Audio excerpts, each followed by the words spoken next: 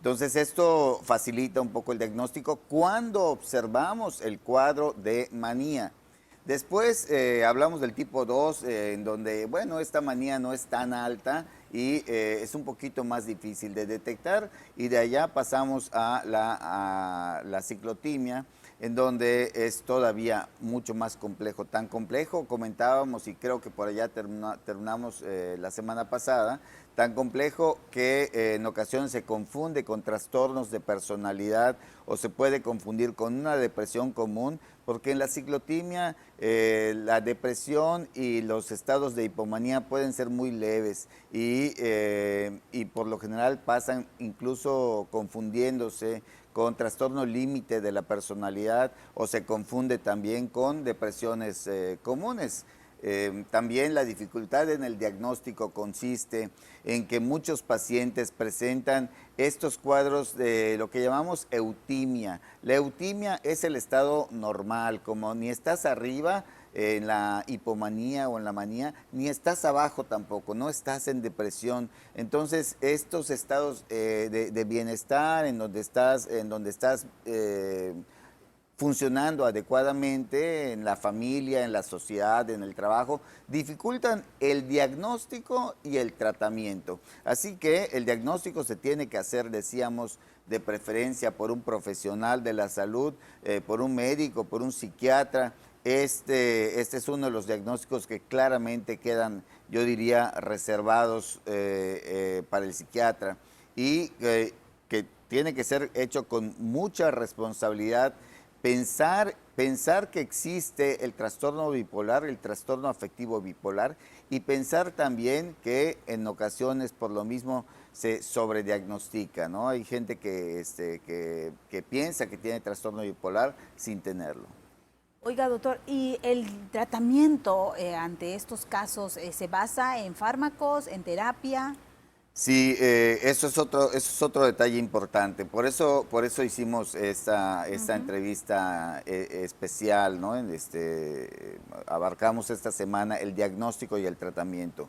Porque si bien existe o puede existir un antecedente, mientras más familiares haya con este diagnóstico, es más probable también que una persona pueda padecer el trastorno bipolar. Entonces, sí hay un antecedente familiar, sí puede existir un antecedente familiar, no quiere decir que necesariamente tenga que ser así.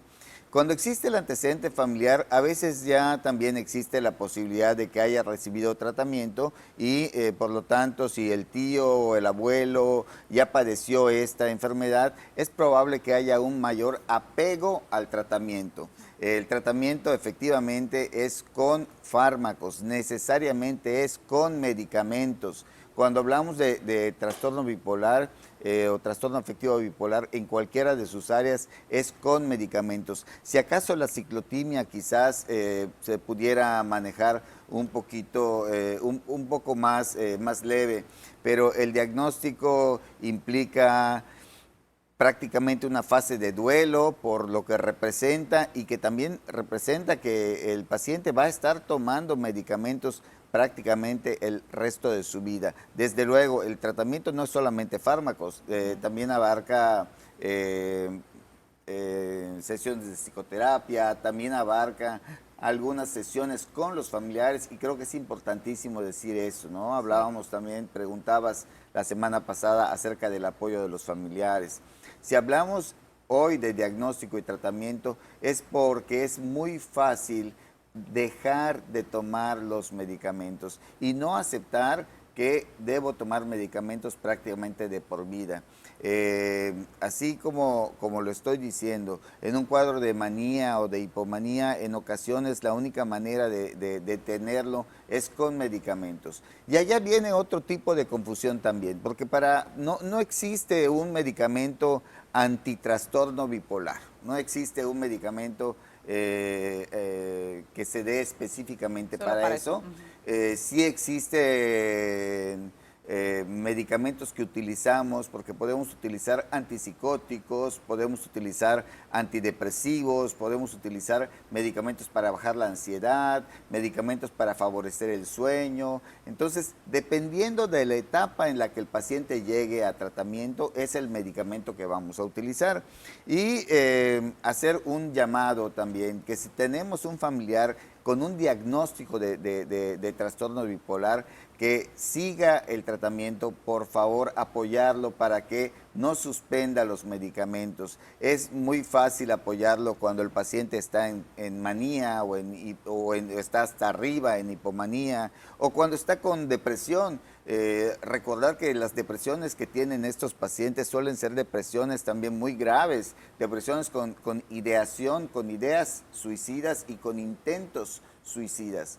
Así que la familia juega un papel y los amigos un papel fundamental en todo esto. La confusión es que revisamos en internet y está por allá un medicamento también para controlar las emociones, le llamamos estabilizadores del estado de ánimo, y esas medicinas también se utilizan para epilepsia.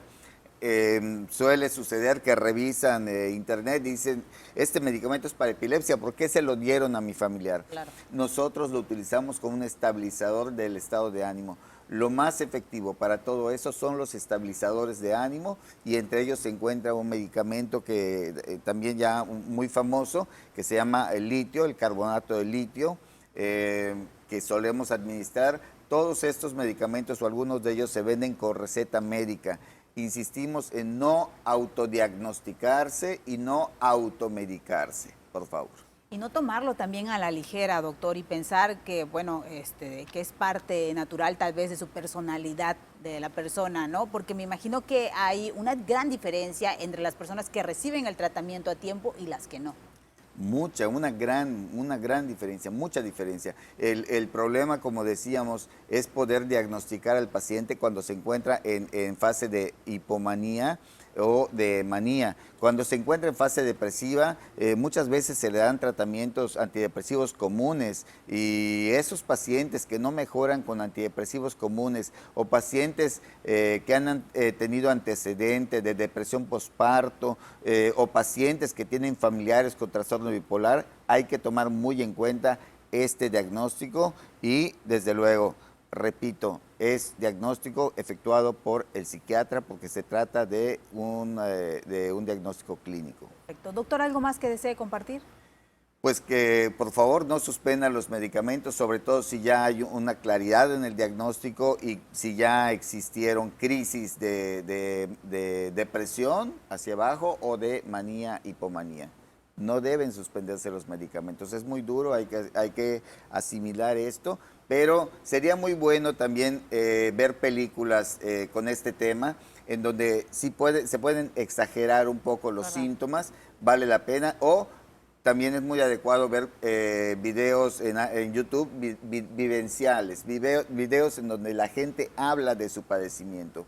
Eso sirve mucho y es de gran ayuda cuando necesitamos que haya un apego al tratamiento. Así es. Doctor, pues le agradecemos muchísimo su presencia. Encantado de estar aquí. Te esperamos aquí la próxima semana. Con mucho gusto. Gracias, doctor.